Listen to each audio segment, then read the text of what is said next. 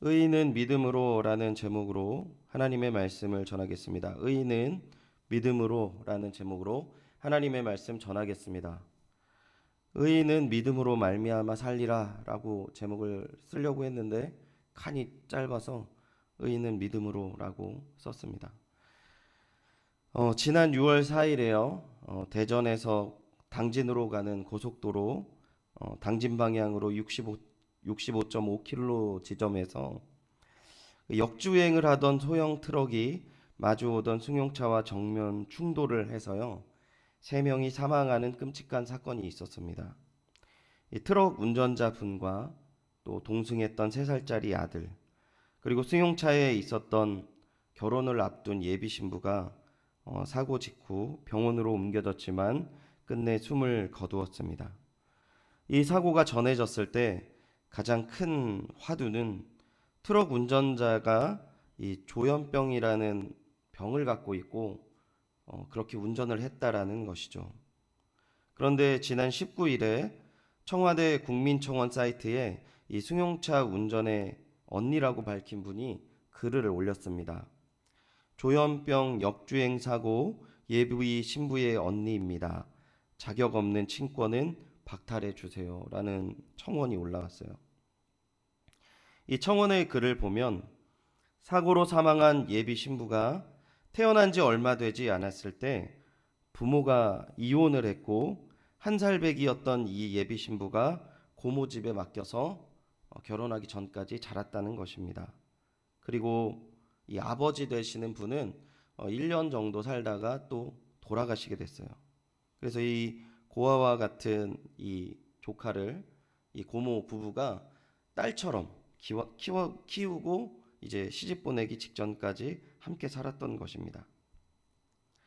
그런데 이 사고가 있은 이후에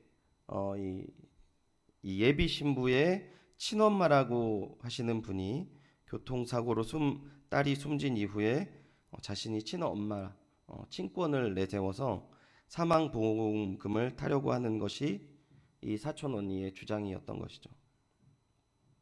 근데 제가 이 청와대 그 게시판에 직접 들어가서 내용을 쭉 보니까 이 언니라고 사고자의 언니가 주장하는 것은 몇 문장으로 좀 간략해서 말씀드릴 수 있는데, 사는 게 힘들어서 몇 년 연락이 없을 수 있다고 치더라도 10년, 20년이 넘으면 친권을 박탈해야 한다는 것입니다.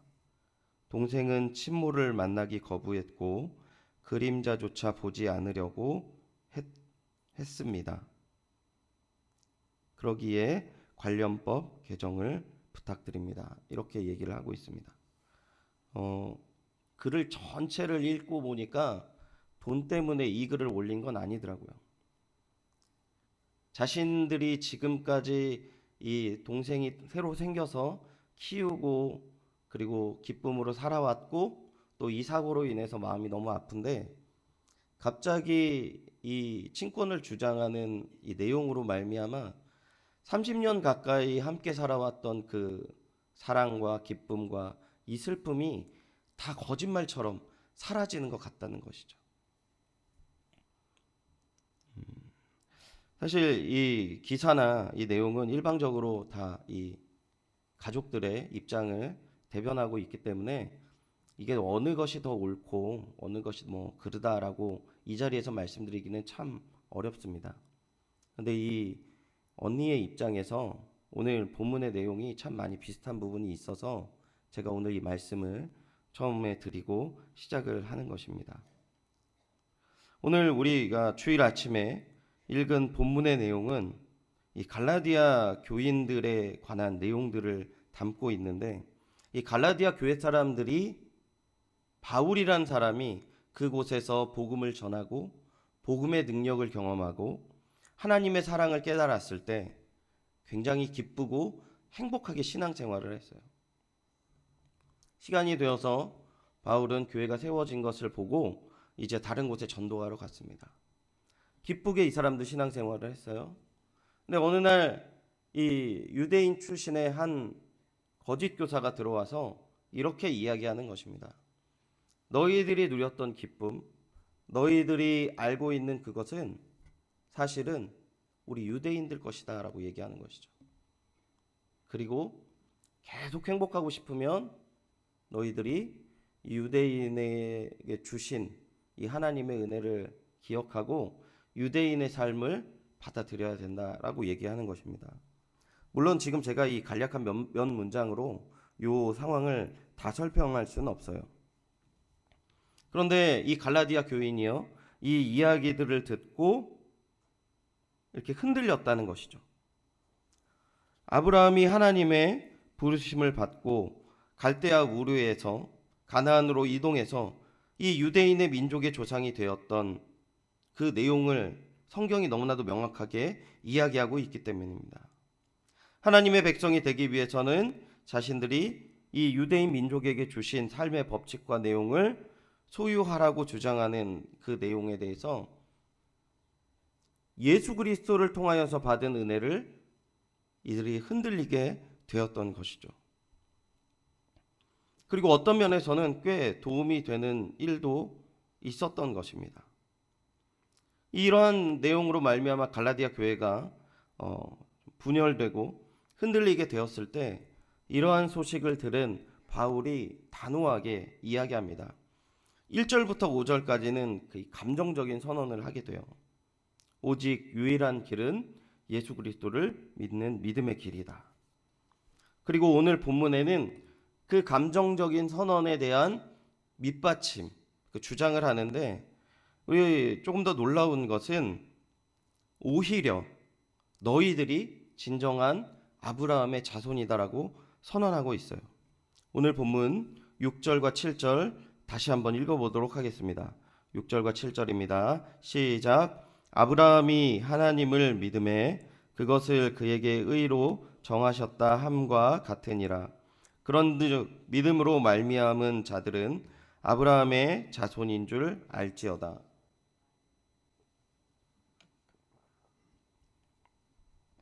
본문 6절과 7절은 이 유대 거짓 선생들과는 전혀 다른 이야기를 바울이 하고 있는 것입니다.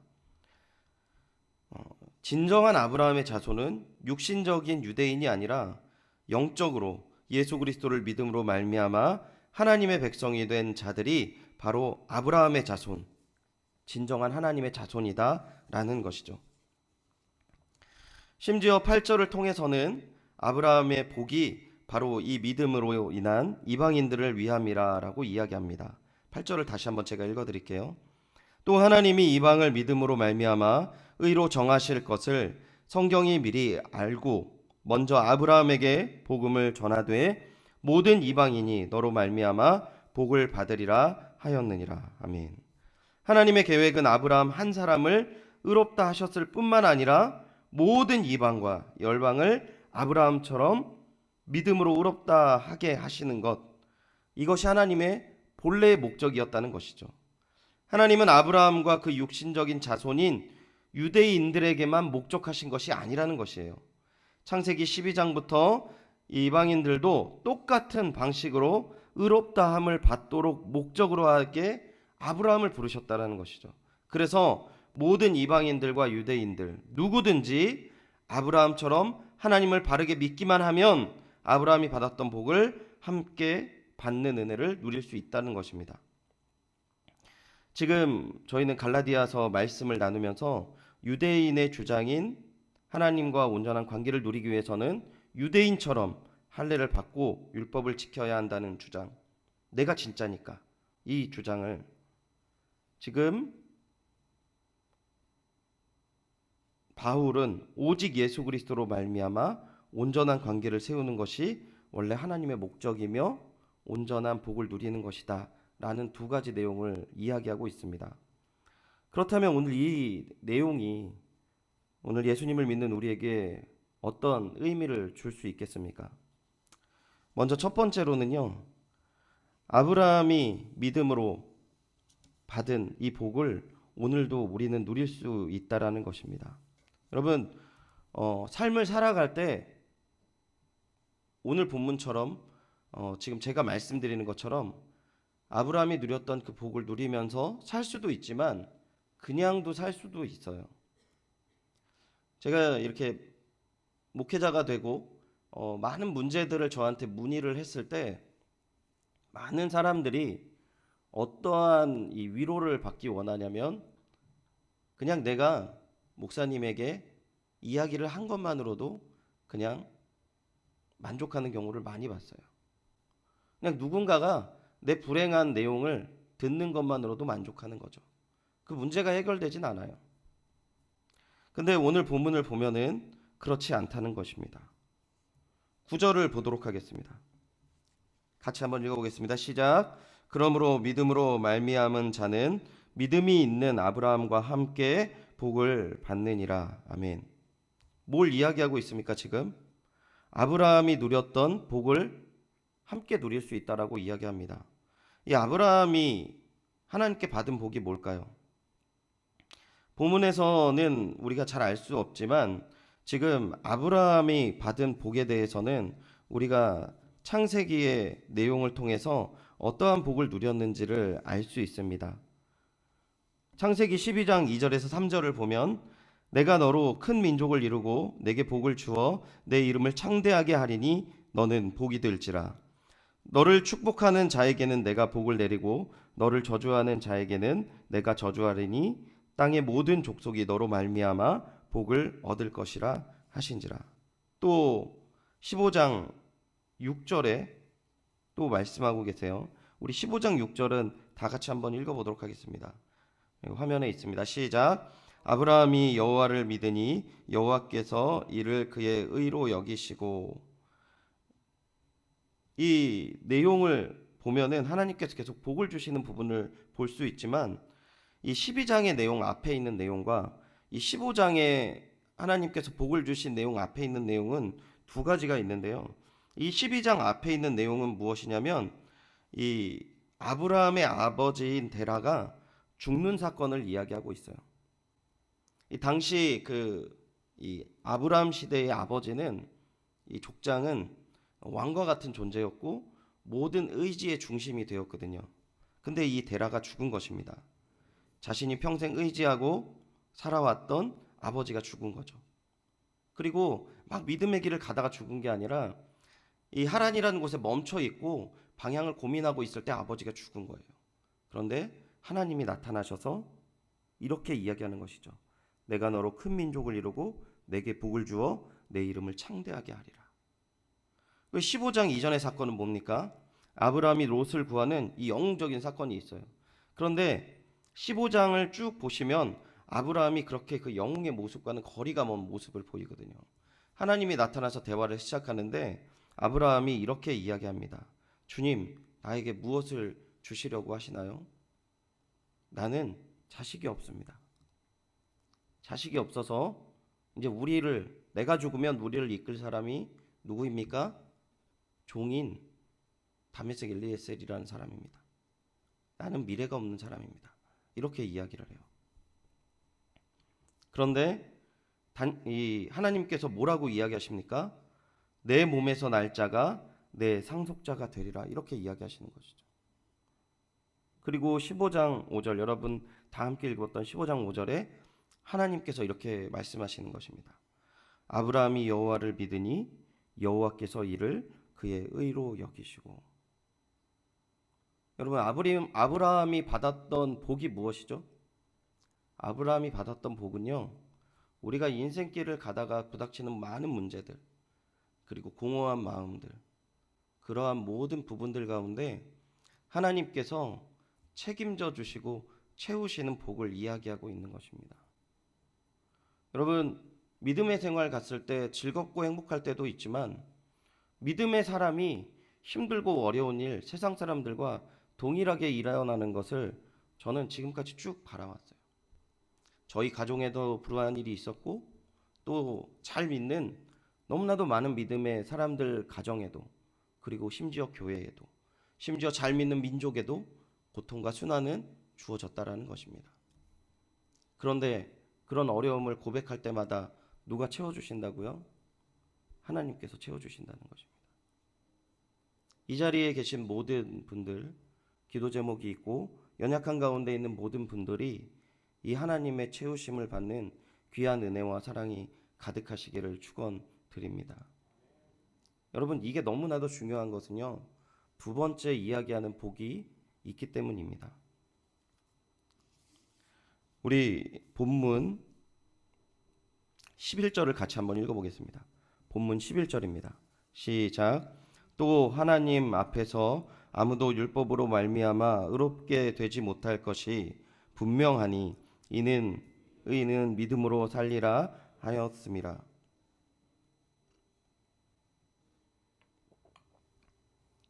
의인은 믿음으로 살리라라고 얘기하는 것이죠. 믿음으로 말미암아 산다는 그 내용은 이 앞에 있는 하나님과 동행하면서 하나님을 의지하고 더욱더 믿는 믿음이 있는 사람들이 결국에 종국에 다다라서 하나님 안에서 살 수 있다라는 것을 이야기해요. 어떠한 문제입니까? 이 모든 신앙의 중심되는 문제가 뭐냐면 하나님과 나와의 관계예요. 근데 이 하나님과 나와의 관계는 유대인들은 율법을 지킴으로 가능하다라고 했습니다. 근데 본문 10절을 보면 이렇게 얘기해요. 무릇 율법 행위에 속한 자들은 저주 아래 있나니 기록된 바 누구든지 율법책에 기록된 대로 모든 일을 항상 행하지 아니하는 자는 저주 아래 있는 자라 하였음이라. 여러분, 모든 죄를 다 이길 수 있을 만큼 행위로 할 수 없다라고 성경이 이야기하는 것입니다. 주어진 율법을 다 지킬 수 없다고 성경이 이야기하는 거예요. 심지어 우리들은요, 내가 지은 그 죄를 기억하지도 못할 만큼 수많은 죄를 짓고 살아가요. 주님의 율법을 대입해 보면. 물론 그래서 그들이 하나님을 만나는 방법을 위해서 하나님께서 제사라는 방법을 주셨지만 인류의 몇 사람을 위한 그 모든 대속물로 동물을 잡는다고 해도 잡을 수 없을 것이다, 이렇게 말씀들을 하세요. 그렇기에 우리가 11절에 읽은 것처럼 우리가 율법으로 말미암아 의롭게 되지 못하는 것이고 이 모든 것들을 하나님의 은혜와 사랑으로 산다라는 것입니다. 죄는 하나님의 관계를 무너뜨리기 때문에 하나님과의 관계 속에서 하나님의 은혜 가운데에서 하나님께서 덮어주시는 모든 은혜와 사랑으로 살아가게 될 수 있는 것이고, 우리가 그 모든 관계를 살아갈 수 있는 궁극적인 대상은 바로 예수 그리스도의 은혜라는 것이죠. 그래서요, 오늘 본문 속에서 13절을 보면 이렇게 이야기하고 있습니다. 그리스도께서 우리를 위해 저주를 받은 바 되사 율법의 저주에서 우리를 속량하셨으니 기록된 바 나무에 달린 자마다 저주 아래 있는 자라 라고 얘기하시는 것입니다. 모든 율법의 저주를 그분이 담당하기 위해서 십자가에 죽으셨고, 그래서 그것을 믿는 믿음 안에 사는 사람들 궁극적으로 하나님 안에서 생명의 삶을 누릴 수 있다라는 것이죠. 여러분, 이 자리에 계신 모든 분들이요, 공허한 마음으로 돌아가시는 분 한 분도 없으시길 소원하며 축원드립니다. 많은 분들이 이 자리에서 예배드리는 것으로만 만족드리는데, 그리고 제가 말씀드렸던 이 내용들 대부분 알고 계시는데 이 말씀은 현실이고 생명이라는 사실을 믿으셔야 한다는 것입니다. 믿음은 채움을 받고 우리의 삶으로 나아가는 것입니다. 오늘 주님께서 여러분을 부르신 주님의 날에 예비하시는 하나님의 은혜를 주 예수 그리스도를 믿는 믿음 아래에서 나의 연약함을 고백하시고 위로를 받으시고 채움을 받으셔야 된다는 것입니다. 이것이 믿음이라는 것이죠.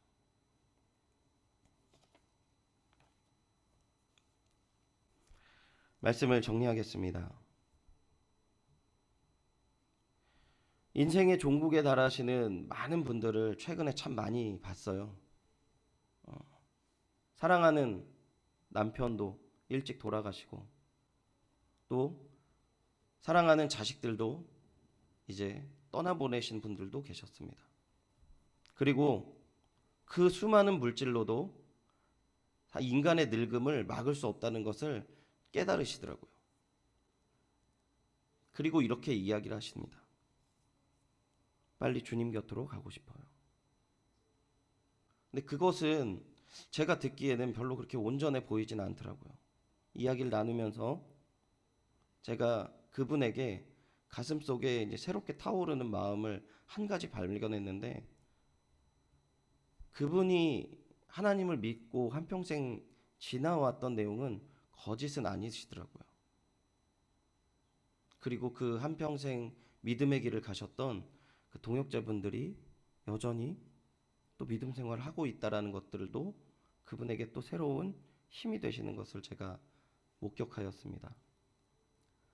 이 자리에 계신 모든 분들이 하나님으로부터 받는 귀한 은혜와 사랑, 특별히 연희교회라는 귀한 교회를 통하여서 함께 누리는 이 신앙생활의 하루하루, 한 주 한 주, 한순간은 궁극적으로 우리가 믿음으로 말미암아 살리라는 것을 깊이 있게 깨닫는 그 시작점이라는 것을 잊지 않으시고 주님의 은혜와 사랑을 누리시며 또한 그 은혜와 사랑을 나누시는 귀한 한 주간 되시기를 축원드립니다.